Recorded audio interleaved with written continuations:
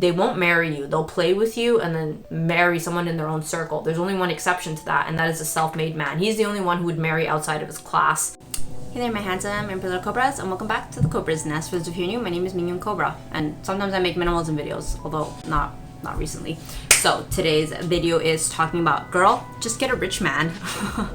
I am absolutely fascinated by this topic. I actually have 7 things that I want to talk about, or rather 7 people or 7 concepts that I want to talk about in this topic, because I love this topic. I find it absolutely fascinating because I'm a millennial. I grew up in the era of being a boss babe and never relying on a man, and right now the trend is like, I don't need to be good with money, I'm just gonna marry rich. And that's just like, the difference in dynamic and thought process is fascinating. So this video is not to tell you one or the other. I think it's great, girl, get your bag. If you do manage to bag a rich dude, like, good for you. Like I love that for you.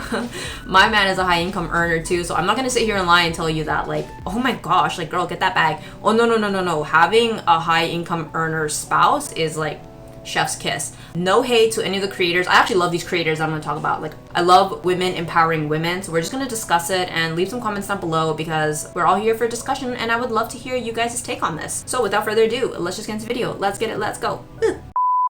Okay, so the first person I want to talk about is Kendel Kay. So she is this lovely, sweet, I guess like TikToker, influencer, YouTuber / model. She is just such a darling. I first saw her videos when it came up in the whole like stay-at-home girlfriend trend. I think she is like the main OG, like kind of like the starter of that trend, and I think kind of maybe one of the first, at least from my understanding, that of like influencers that kind of got that ball rolling of like fully relying on a man. She was at that time, she was making a lot of content on like the stay-at-home girlfriend trend.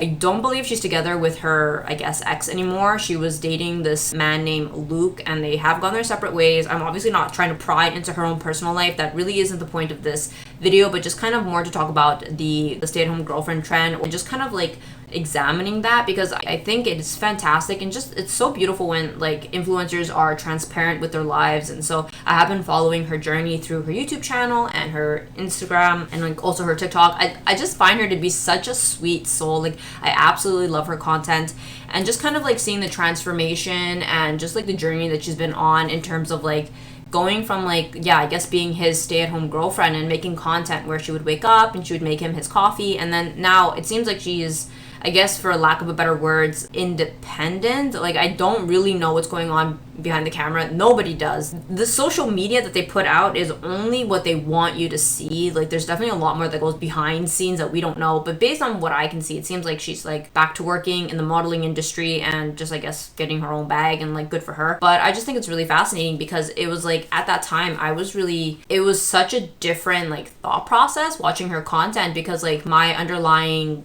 thought paradigm, like I was always like, I guess through like media, I was always raised to believe that like you shouldn't rely on a man. But it was just really cool seeing her, and like from what I could see, he's a millionaire, or is a millionaire from what I could tell from. So I went and checked out his stuff, and his stuff, he's claimed that he's a millionaire, so like that is really cool. And he's from Winnipeg, which is like a fellow Canadian. Apparently us Canadians were hungry and we're hardworking and we're willing to grind, something that she said that she liked in Canadians, which I think is just like, ugh. But anyway, Kendel Kay is one example of like somebody who was with a rich man, and I think like seeing that privilege definitely opened up a lot of discourse, because it was kind of like a lot of people, some of the things that I had seen was like, oh, like she's white, she's privileged, like this is only okay because she's white, this is not okay if it's like another race. And I just think that that's really interesting. What do you guys think about that? Because up until, yeah, I guess me too, if I'll be honest, I grew up thinking that like the rich Range Rover aesthetic, I thought that was like a white thing. I didn't.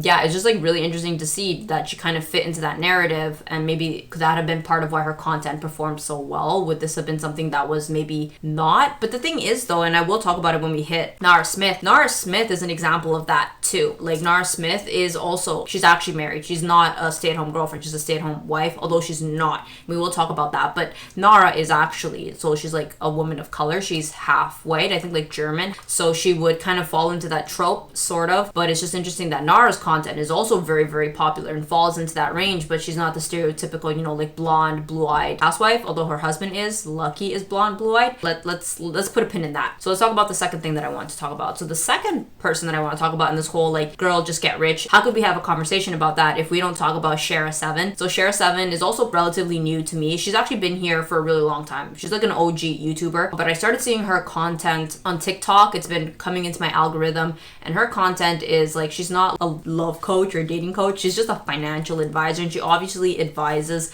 to kind of look at a relationship, like a marriage, more kind of like a business transaction than it is something more of a fairy tale. And obviously there's definitely nuances to her advice. A lot of her advice is kind of like, you can date the pretty guy but marry the financially responsible man, which I think kind of does make sense, because I don't really think that looks pays the bills. There's actually a really good movie that examines this, not necessarily, you know, talking about Shera 7, but it's called The Triangle of Sadness. I'll put a picture here of it, and that actually examines that trope of like, if you date a male model, you'll struggle financially, versus if you get with like the unattractive rich man, like as the rich farmer was on the yacht. You can kind of see the different dynamics that the one of the main characters, she's also a model, that kind of like nuance of being taken care of and not being taken care of. There's other themes illustrated and addressed in the movie, but it definitely does a good job of illustrating that like sometimes dating the pretty looking dude is not always the smartest financial decision. If like, I mean, it's one thing if he's good looking and he's rich, but we're just strictly talking about these nuances, which I think is really interesting. So coming back to Shera 7, is that this idea that to kind of look at being in a relationship from a business perspective, which is fantastic, because like for me as a millennial, I grew up on Disney movies and being fed these lies that relationships, at least from the woman's perspective, it's like everlasting love, like your final love, and like a man loving you. And it's just like, it's so dystopian, and at the same time refreshing hearing her take on these things, because it's like, while women have been indoctrinated to love a man unconditionally, men are not raised on that trash. No hate if you love a good love story. I love a good love story. As a Libra, I am obsessed with the idea of love. But it is so refreshing to kind of decenter men and realize that men do not operate in that same logic. Men do not marry women under the pretext of love. You may read a lot of books written by women and love stories of men doing this, but men in real life, they don't wife a woman because they love her. Like, they may say that they love her, but like, let's be for real, most men wife a woman for other tangible, more like, is she good in bed? Does she cook? Is she unproblematic? Does she get along with my mom? Do my friends like her? Am I ready to get married? Can I financially support her? Like, there's definitely a lot more different factors that go into a man's take in marriage, versus I think a lot of women operate from the perspective of like, do we love each other? Which I think is really interesting, because it's kind of like, I really do like that Shera 7 puts on the table that it's not really about being a gold digger, but rather like men look at it like a business transaction, and the original function of marriage was a business transaction. So it's really refreshing to see her say, you know what, why don't we start as women looking at marriage more from a business transaction, because everybody else is, the government is, the court is, men are, so why are we the only ones getting married for like the sake of love? Because love, you can't take that to court.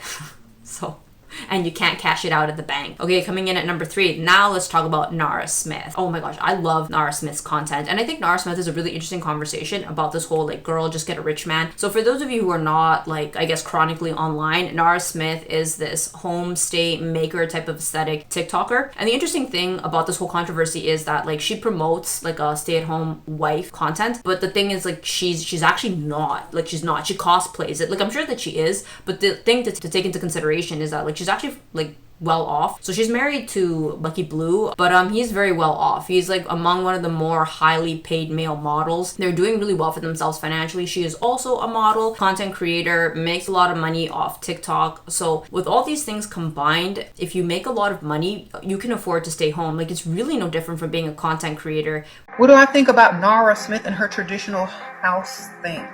Nara Smith and her husband are models. They are supermodels. Well, closest y'all gonna get to supermodels in this day and era. They have kids. She's 22. I loved to cook when I was 22 too. Her man is attractive. I had all the time in the world to make ravioli from scratch when I was 22 as well. But that translates different down the line. When you get older, when you have more kids, when you are deeper into your relationship and things like that. I have a culinary arts degree. I can make anything from scratch, but I don't. I don't think she got with him for his money. So this is a whole different thing. I think it's cute, but I don't think I think you're gonna see more age gap sugar daddies and younger women that you're going to see supermodel and supermodel making money from food from scratch. I think you're going to see more of that, even though it's cute and sweet, but you're going to see more age gap relationships with rich men than you are going to see that. Which means this is essentially her job. Like, social media and content creation and modeling is her income. This is all work to her. Yet the cosplay is that she's a stay-at-home wife. And unfortunately, being a stay-at-home wife for a lot of individuals, at least for like a lot of women, doesn't necessarily come with like an income. So I just think it's really interesting to be very careful when consuming this media. While very entertaining, like, who doesn't love watching her make this stuff from scratch? It's very dangerous to try to emulate something when that thing is not the thing that it's actually promoting. It's important to be aware. Like, we can look at this stuff as entertainment, but we really shouldn't look at Nara Smith's life and think like, yeah, like, me too. I mean, if you want to, for sure, go ahead. No one's saying don't do it, but really important to be careful with that. So coming in at number 4, so let's look at a very extreme example of Nara Smith, and I would say that that's actually Ballerina Farm. So Ballerina Farm is similar, in a similar vein. I even saw the two of them make a TikTok together, and like, that was so sweet. So the Ballerina Farm situation, for those of you who've been following it, yeah, it kind of came to light that although she may seem like a humble farm mother, she's like actually married. She married into a very, very wealthy family. So I think that's another example of like, you know, girl, just marry a rich man. And there's a lot of discourse around it. Some people are like very pro for it, and a lot of people are really against it. And I think that that's just personal take, and actually really has nothing to do with our lives. But it is definitely a very fun conversation to have. Who doesn't love talking about the rich and famous? But for me personally, I think that's very interesting because like, made an informed decision and decided to marry well, and supposedly gave up her ballerina dreams. I'm not gonna get too deep into that. I think it runs really deep and is very political, but I'm actually not too sure what I think about the Ballerina Farm. I'll be honest, my original thoughts were like, good for her, she married a billionaire, but at the same time, I don't know, the way that people are like spinning the narrative, especially with that story that came out about them, I do feel a little bit bad. I mean, it seems like she wanted to be a ballerina and then kind of like gave it up, I guess, be like a farm lady. I think some of the other darker things, you know, like apparently not being allowed to take medication when giving childbirth and things like that's a little concerning. But again, apparently they're Mormon, they have their own rules. I respect everyone's religion. So is it tragic? Is it not? I don't know. What do you guys comment down below? What's your guys' take on that? Because like,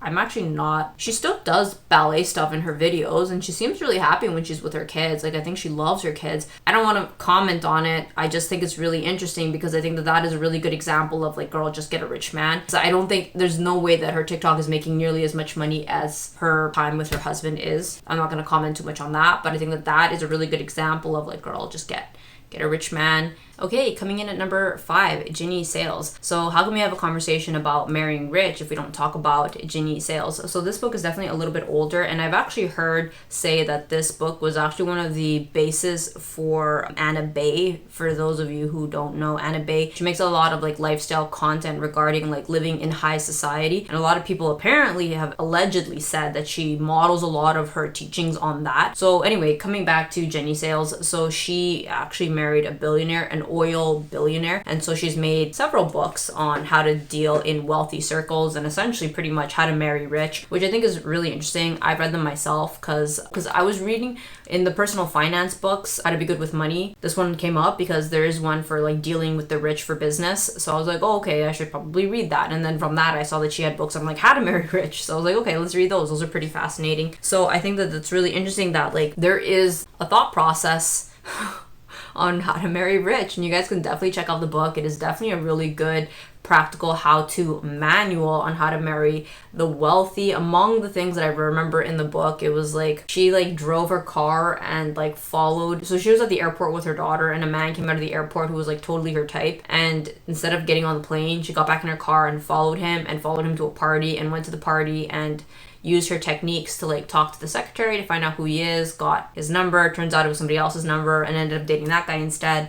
But it's just kind of like real life tip examples, because there's actually a whole industry of like sugar babies. Not saying what she's doing is a sugar baby thing, but this whole idea of like getting with like rich men. But I think that is, if you find all of this fascinating, like girl, just get a rich man, you should definitely check out that book. I think it could definitely be an entertaining and maybe educational read. Okay, coming in at number 6, so Leila Hormozi. So let's talk about somebody who's actually of the opposite thought while still being the same thought. So So Leila Hormozi is married to Alex Hormozi, and I don't know too much about them other than the kind of content that they make online. And I've kind of learned with time now to take everything with a grain of salt. What you see in social media is not always a reflection of reality. So apparently they run acquisition.com, which like buys businesses, and they make millions, like hundreds of millions a year or a month or something like that, some like obscene amount of number.